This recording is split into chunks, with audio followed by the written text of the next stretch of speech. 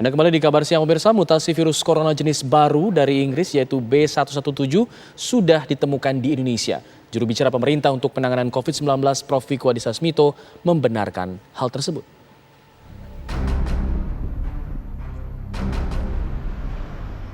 Temuan B117 di Indonesia pertama kali diungkap Wakil Menteri Kesehatan Dante Saxono Senin 3 Maret lalu. Ada 2 pasien di Indonesia yang terinfeksi strain baru virus corona yang bermutasi B117. Hal ini kemudian juga dibenarkan juru bicara pemerintah untuk penanganan COVID-19, Prof. Wiku Adhisa Smito. Pemerintah tengah menelusuri 2 kasus B117 untuk mencegah penyebarannya di Indonesia.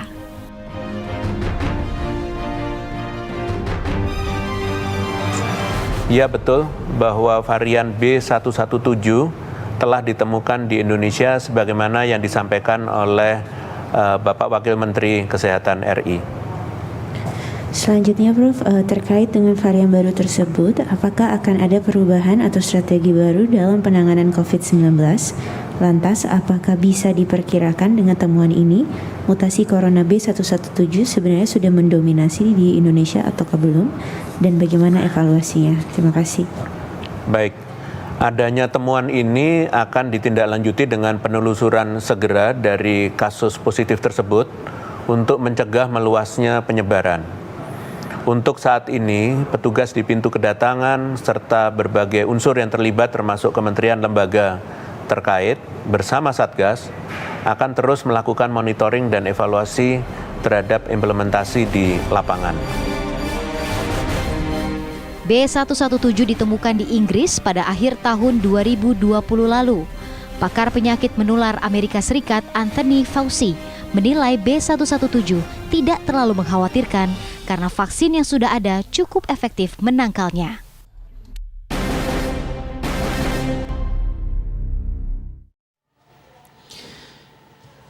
Ya, kita akan membahas mengenai hal ini pemirsa bersama dengan epidemiolog Universitas Indonesia, ada Prof. Pandu. Selamat siang, Prof. Pandu. Selamat siang, Mas. Apa kabar? Baik, alhamdulillah. Prof, bisa dijelaskan mungkin dari pandangan Profesor dan juga penelitian Profesor mungkin ya, apa itu sebenarnya B117? Iya, jadi kita harus paham betul bahwa coronavirus itu tergolong keluarga virus RNA. Dan karakteristik dari virus RNA ini sangat mudah bermutasi. Ya, seperti virus HIV juga RNA virus mudah bermutasi. Dan mutasi ini berubah karakter virusnya dari bagian protein atau bagian dari komponennya, yang itu yang diberi nama B117. Nah, itu bagian daripada virus.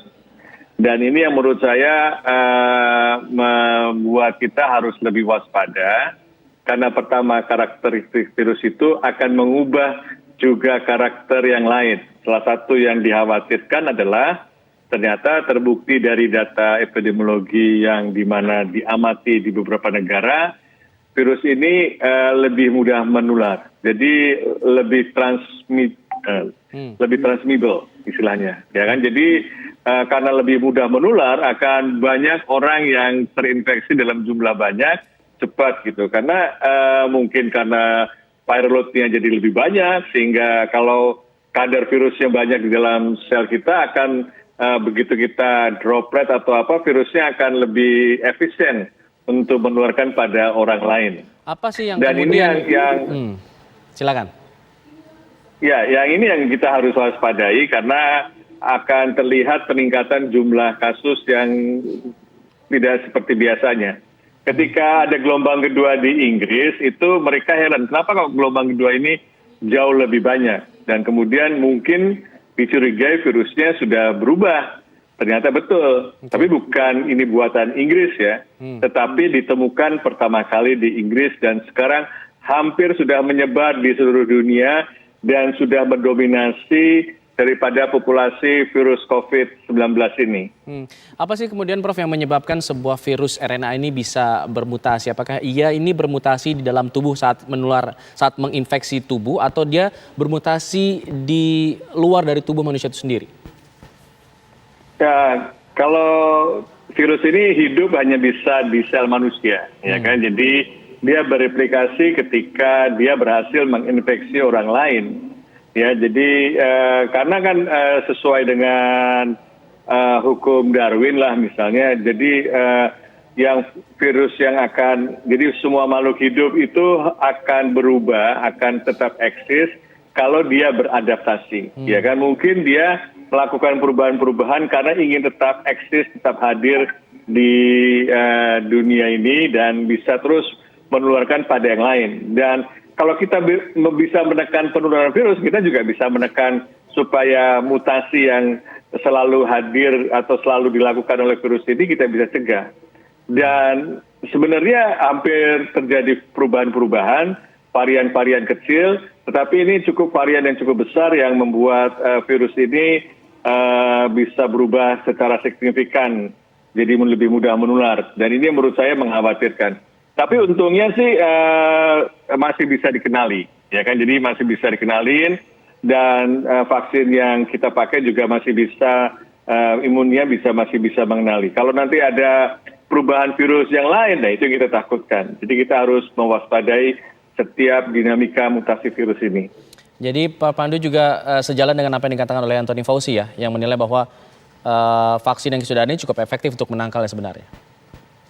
Ya, jadi memang sudah terbukti cukup bisa menangkal. Tapi kan bukan berarti kita bisa lengah. Ya. Karena kan tadi saya jelaskan virus ini selalu bermutasi. Nah, mutasinya ini yang kita khawatirkan tiba-tiba sistem diagnostik kita tidak mengenali. Ya, kita katakan negatif tapi punya gejala pneumonia yang mirip COVID, tapi PCR-nya negatif dan bahkan lebih berat, ya, lebih mematikan atau jumlahnya lebih banyak. Ternyata virusnya sudah berubah signifikan dan sistem bisa lolos dari sistem imun yang divaksinasi pada jenis vaksin tertentu. Makanya sekarang banyak uji klinis baru yang menguji kemampuan vaksin masih tetap bertahan atau bisa mengenali tidak terhadap mutasi-mutasi baru tadi. Dengan adanya varian baru ini yang sudah termutasi, penyebarannya lebih cepat, apa yang harus dilakukan oleh masyarakat? Apakah kita cukup dengan 3M saat ini yang ada atau harus ada penambahan lagi, Prof? Iya, jadi bukan penambahan, tapi lebih waspada. Jadi kan selama ini kita suka abai, oh nggak apa-apa gitu kan, dan jangan menganggap remeh, ya bahwa virus ini jauh lebih dahsyat karena mereka mampu sangat sederhana virusnya, tetapi kalau sudah bermutasi sistem kita tidak bisa mengenali, lebih berbahaya. Jadi kita harus tetap konsisten menggunakan masker, ya bahkan menganjurkan pakai masker yang betul-betul itu menutup dagu dan sampai lubang hidung betul-betul tertutup, dan ada yang menambahkan sampai masker 2 gitu kalau di tempat-tempat yang ventilasinya terbatas atau di rumah sakit dan sebagainya. Jadi yang penting adalah kewaspadaan, jangan lengah. Masker yang baik sudah cukup bisa menanggulangi, tapi mungkin kurang baik kalau di tempat-tempat yang ventilasinya terbatas atau di pelayanan yang mungkin banyak orang yang membawa virus seperti di rumah sakit. Ya, Prof Pandu, apakah ada gejala khusus yang mengidentifikasi bahwa ini saya mengalami atau saya terinfeksi B117 gitu, atau seperti apa? Apakah kita bisa dikenali dengan gejala-gejalanya? Ya sulitnya itu, jadi virus ini kan sebagian tidak bergejala gitu kan, tapi sebagian ternyata virusnya jadi jumlahnya banyak. Ya. Misalnya kadar virusnya sangat banyak tiba-tiba daripada biasanya, dan itu tidak dikenali dengan biasa. Itu hanya bisa dengan laboratorium, dengan PCR juga nggak bisa dikenali, tapi dengan pemeriksaan genome sequencing. Jadi itu juga harus mendorong pemerintah untuk memperkuat surveillance genomiknya. Jadi dia harus sering mempelajari virus-virus yang beredar secara berkala. Kalau ada ditemukan virus yang sudah berubah, harus cepat ditanggulangi, ditelusuri ini dari mana dan sebagainya supaya mencegah perluasan berikutnya. Baik, terima kasih Prof. Pandu Riono sudah bergabung bersama kami di Kabar Siang. Kita harapkan kita bisa terus mencegah datangnya virus ini dengan selalu protokol kesehatan. Terima kasih Prof. Selamat siang. Assalamualaikum. Terima kasih. Selamat.